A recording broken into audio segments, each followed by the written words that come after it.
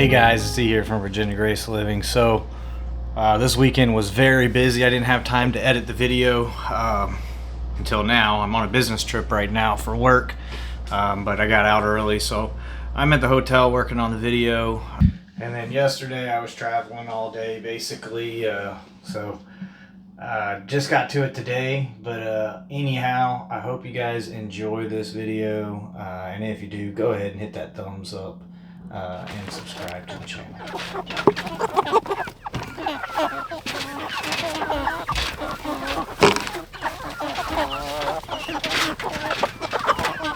Alright guys, well tomorrow is the day that we process our Cornish cross. So we've been growing these meat chickens out for 8 weeks. We got them when they were little chicks. We feed them the 22% chick starter the entire time. And keep access to water. So I'll try to talk through this video of kind of the way we raised them and how we're going to process them. I will have to edit out the parts that are too bloody for YouTube. Unfortunately, I don't want to get demonetized or get my video taken off. So I hope this video will serve as a educational video for you. If you have questions, go ahead and ask. Like I said, I'm not going to feed these guys tonight. I will make sure they have water, but I'm going to try and get them moved closer to where we're going to be processing them. I do have to feed the turkeys real quick. They're not going to be processed until July. So I'm going to move this tractor up towards closer to where we're going to process them, and then I'm going to try and get a few things ready for tomorrow.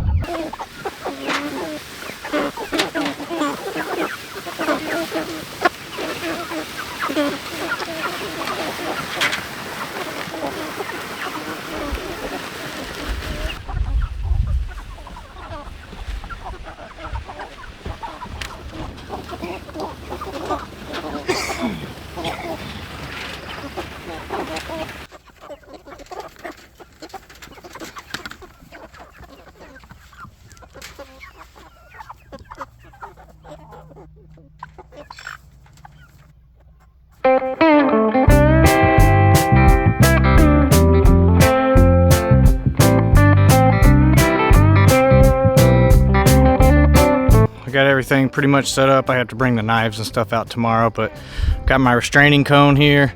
I made this one. You can buy cones. This one was super easy and cheap to make.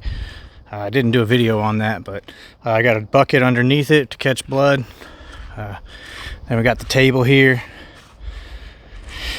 Scald pot, cooler.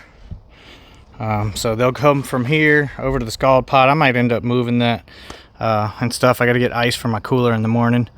But yeah, pretty much got everything set up, and we're ready for tomorrow.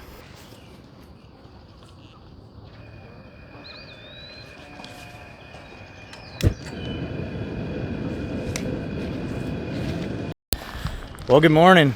We're out here about to get everything started. I'm firing up the propane, the burner with the scald pot.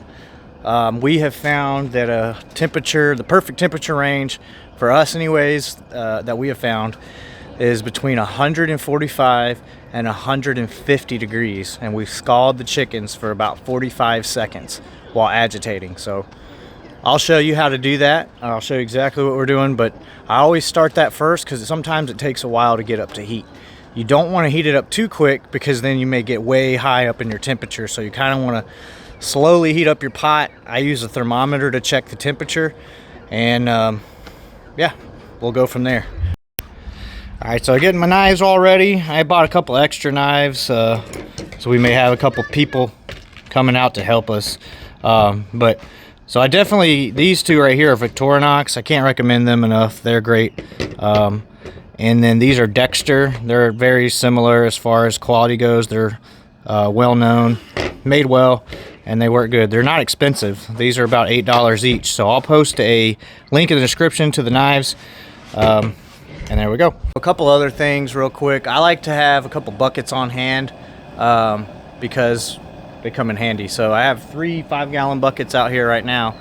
This one right here is full of water, cool water, because once this comes up to temperature, they're gonna be hot, and we hand pluck. So once it comes out, we're gonna pluck it in here, and well, cool it off in here, dunk it in there real quick, and then we'll start plucking over here. By my restraining cone, I have another bucket that's going to catch some blood and stuff. I like to put just a little bit of water in there, so because the blood is going to congeal and gel up, and it just makes it easier to dump out later. So go over the process again real quick. The scald pot is really the pacing item here. So once this is up to temperature, we're going to put them in this restraining cone right here. Dispatch the chickens. I won't put that on video, but once they come out of here and go into the scald pot, I'll start showing you how we process them from there.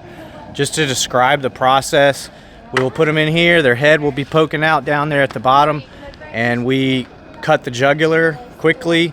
They bleed out and fall asleep very quickly and don't really feel any pain.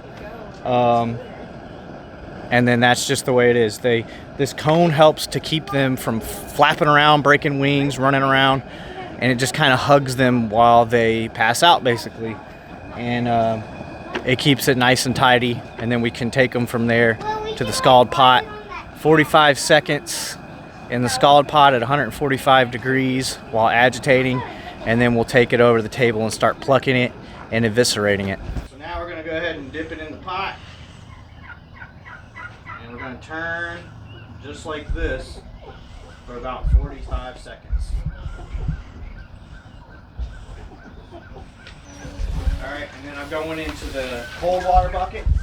Cool it off so it'll burn your hands as soon as you grab it. And then you really want to check. You should be able to kind of just wipe those feathers off at this point, and their wing feathers should come out easily. That's how you know you got a good scald on it. So, Maxie's gonna try to eat it. So there we go. That's how we scald it.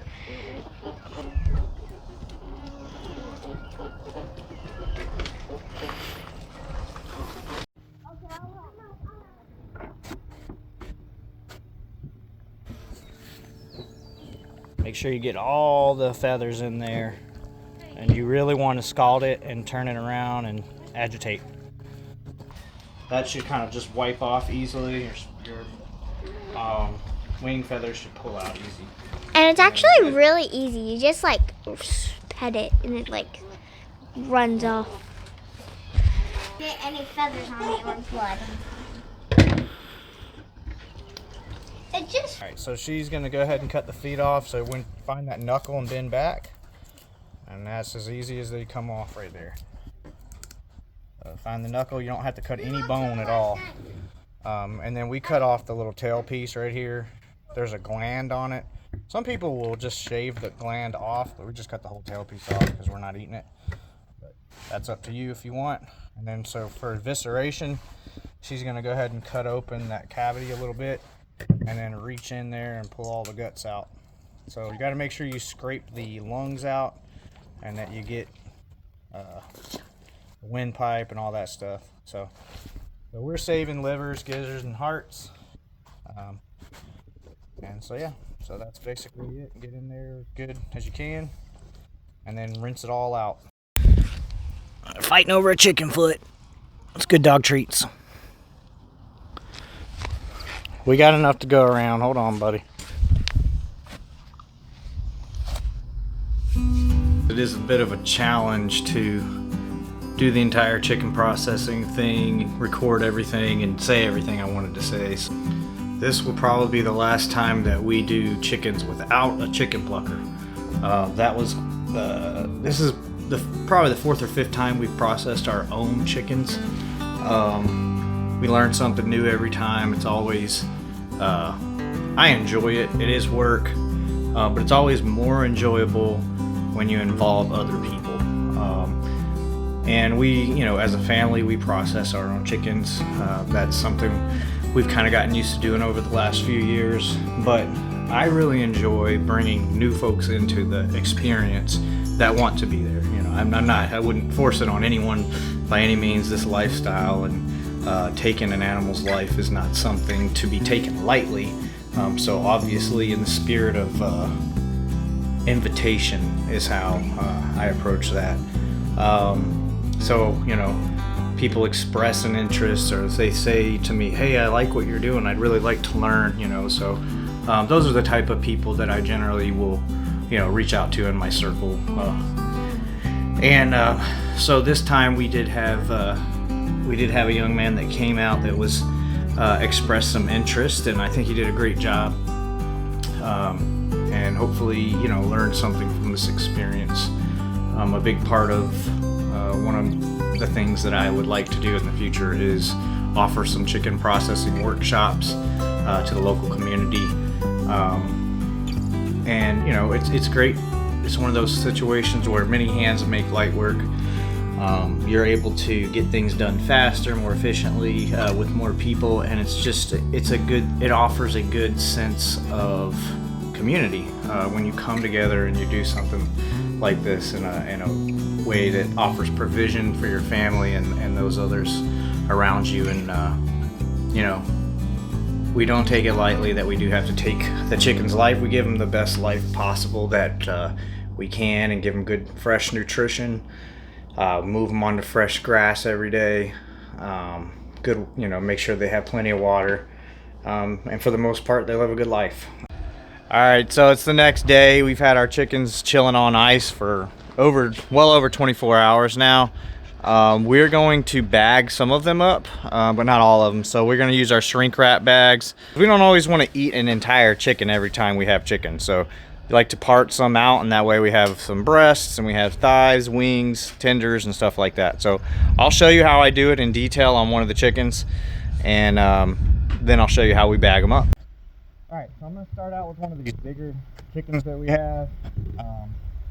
I usually start with the thighs.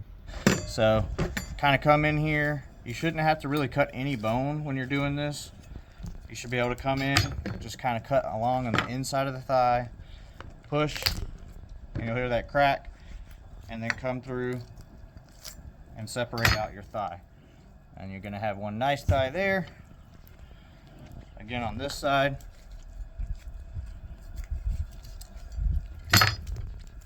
Push it.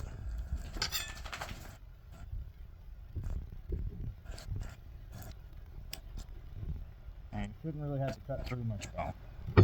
So, another nice thigh. Alright, then the wings come behind them. Cut. Whole wing. Again. Cut. Top of the breast. Sometimes you gotta do a little pulling. And another nice wing right there. Alright, so now we have our breast. I'm going to pull the skin off because we're not eating skin on our breast.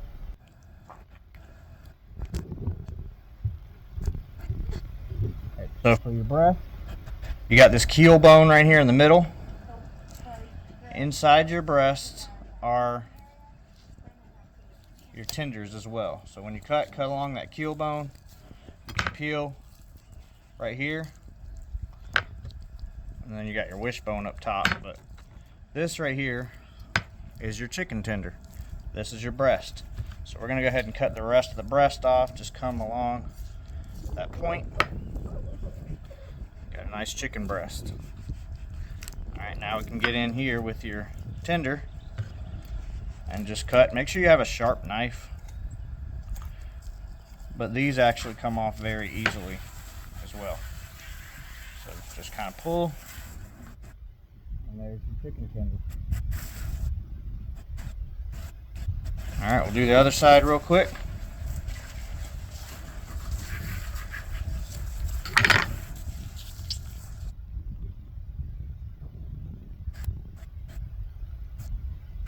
And I'll show y'all one more time on another chicken.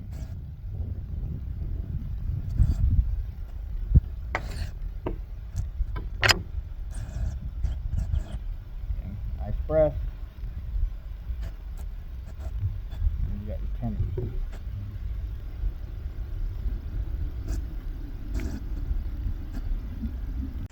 Alright, so I got another one of the bigger chickens here. Again, with the thigh. I'm going to come in just like that, all the way around. Kind of hear that pop. Separate and get all that meat off there that you can.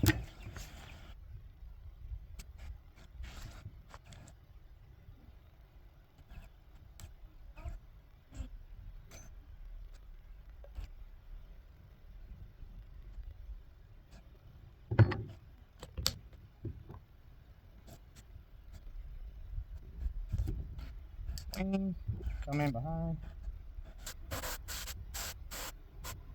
That's a big chicken wing.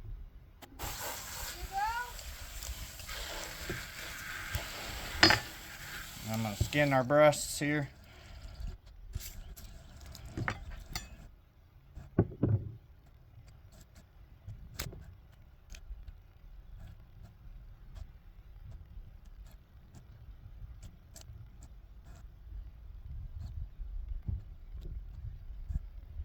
You can come along the back side of the breast or the front. Sometimes I go around the back this way.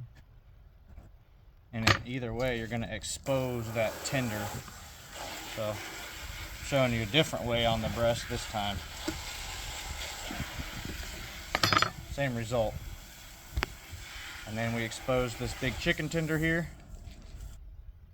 So I'm going to come along the keel bone here in the front and just keep it as close to that bone as I can as I slice on the back side. And then we can just peel that off. And some of it might want to, it starts to kind of feel like it's sticking, like the knife.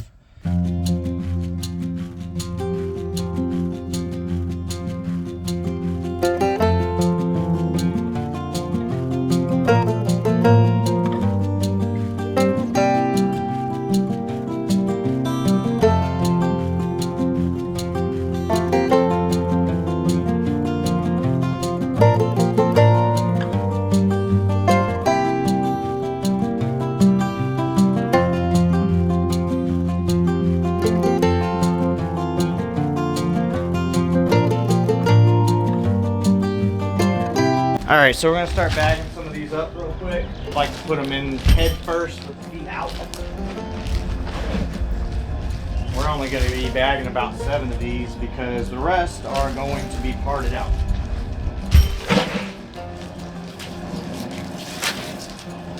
I want the zip tie all the way tight because it's going to let some air out as you put it in, as it bubbles up to the top. And then once you get it shrunk down on it, it will, then you can tighten it up.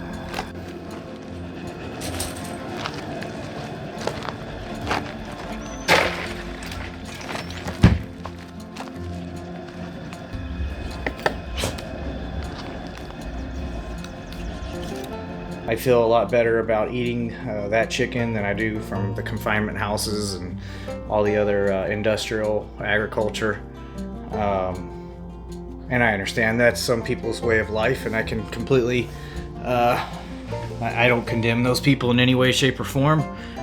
You got to do what works for you and your family, and I'm fortunate enough to have the means